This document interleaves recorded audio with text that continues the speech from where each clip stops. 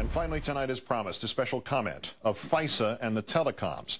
In a presidency of hypocrisy, an administration of exploitation, a labyrinth of leadership in which every vital fact is a puzzle inside a riddle wrapped in an enigma hidden under a claim of executive privilege supervised by an idiot, this one is surprisingly easy.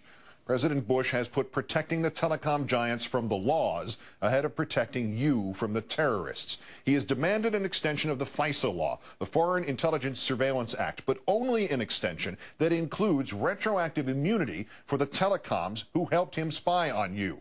Congress has given him, and he has today signed, a 15-day extension which simply kicks the time bomb down the field and which has changed nothing of his insipid rhetoric in which he portrays the Democrats as soft on terror and getting in the way of his superhuman efforts to protect the nation, when in fact, and with bitter irony, if anybody is soft on terror right now, it is Mr. Bush. In the State of the Union address, sir, you told Congress, if you do not act by Friday, our ability to track terrorist threats would be weakened and our citizens will be in greater danger. Yet you are willing to weaken that ability. You will subject us, your citizens, to that greater danger. This, Mr. Bush, is simple enough even for you to understand. If Congress approves a new FISA Act without telecom immunity and sends it to your desk and you veto it, you, by your own terms and your own definitions, you will have just sided with the terrorists. You got to have this law or we're all going to die, but you might veto this law. It's bad enough, sir, that you are demanding an ex post facto law, which would clear the phone giants from responsibility for their systematic, aggressive, and blatant collaboration with your illegal and unjustified spying on Americans under this flimsy guise of looking for any terrorists who are stupid enough to make a collect call or send a mass email. But when you then demanded again during the State of the Union address that Congress retroactively clear the Verizons and the AT&Ts, you wouldn't even confirm that he actually did anything for which they deserved to be cleared. The Congress must pass liability protection for companies believed to have assisted in the efforts to defend America. Believed? Don't you know? Does the endless hair splitting of your presidential fine print extend even here?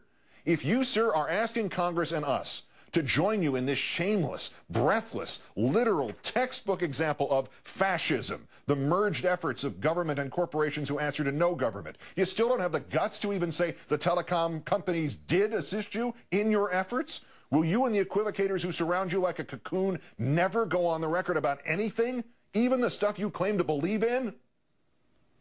Silly me. Of course Mr. Bush is going to say believed.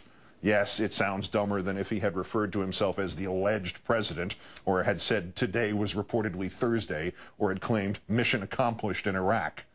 But the moment he does say anything else, any doubt that the telecoms knowingly broke the law is out the window, and with it, any chance that even the Republicans, who are fighting this like they were trying to fend off terrorists using nothing but broken beer bottles and swear words, could not consent to retroactively immunize corporate criminals. Which is why the vice president probably shouldn't have phoned into the Rush Limbaugh propaganda festival yesterday. Sixth sentence out of Mr. Cheney's mouth. The FISA bill is about, quote, retroactive liability protection for the companies that have worked with us and helped us prevent further attacks against the United States. Oops. Mr. Cheney is something of a loose cannon, of course, but he kind of let the wrong cat out of the bag there. Because Mr. Bush and the corporations that he values more than people did not want anybody to verify what Mark Klein says. Mark Klein is the AT&T whistleblower who appeared on this newscast last November, who explained in the placid, dull terms of your local neighborhood IT desk how he personally attached all of AT&T circuits, everything, carrying every phone call, every email, every bit of web browsing into a secure room, room number 641A at the Folsom Street facility in San Francisco, where it was all copied so the government could look at it. Not some of it, not just the international part of it, certainly not just the stuff some truly patriotic and telepathic spy might be able to divine had been sent or spoken by or to a terrorist. Everything. Every time you looked at a naked picture, every time you bid on eBay, every time you phoned in a donation to a Democrat. My thought was George Orwell's 1984, Mr. Klein told me, reflecting back, and here I am, forced to connect the Big Brother machine. Why haven't the networks made a TV movie of the week about how the Bush family made their family fortune. The movie could be called The Awful Truth, starring George W.'s great-grandfather, Samuel P. Bush, whose Buckeye Steel Castings Company supplies parts for Edward Harriman's railroads, who in turn provides rail shipments for John D. Rockefeller's Standard Oil, who in turn gets monopoly financing from the Rothschilds. The movie could be made into a TV series starring Samuel's son, Prescott Bush, as the managing director of a Nazi steel manufacturing plant in Poland called Silesian Consolidated Steel. In episode 1, Prescott Bush forwards American financing to his German partner Fritz Thyssen through the Union Banking Corporation in New York. Fritz Thyssen arranges a contract with Nazi Germany's IG Farben Company for free Jewish slave labor in Bush's steel manufacturing plant at the Auschwitz concentration camp. Episode 2 shows Skull and Bonesman Prescott Bush and Averell Harriman getting caught under Trading with the Enemy Act, as the U.S. government moves in and seizes all of their shares in Union Banking Corporation.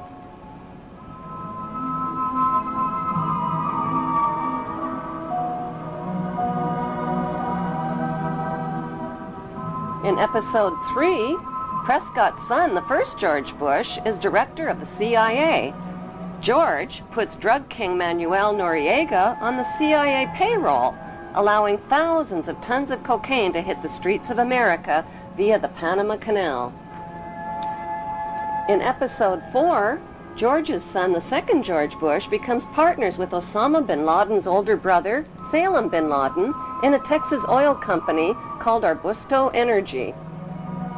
Episode 5 introduces George W.'s shady younger brother, Neil Bush, ripping off the elderly in the Silverado savings and loan scandal that cost U.S. taxpayers $1.3 billion.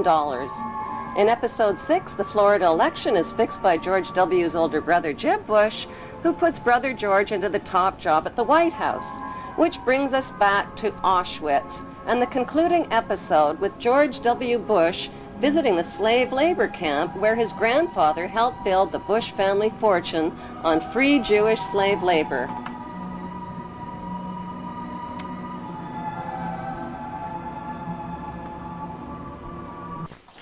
The sights are a sobering reminder of the power of evil and the need for people to resist evil. Today we celebrate the first glorious anniversary of the information purification directives we have created for the first time in all history. A garden of pure ideology where each worker may bloom, secure from the pests of being contradictory thoughts. Our unification of thoughts is more powerful a weapon than any fleet or army on earth. We are one people, with one will, one resolve, one cause.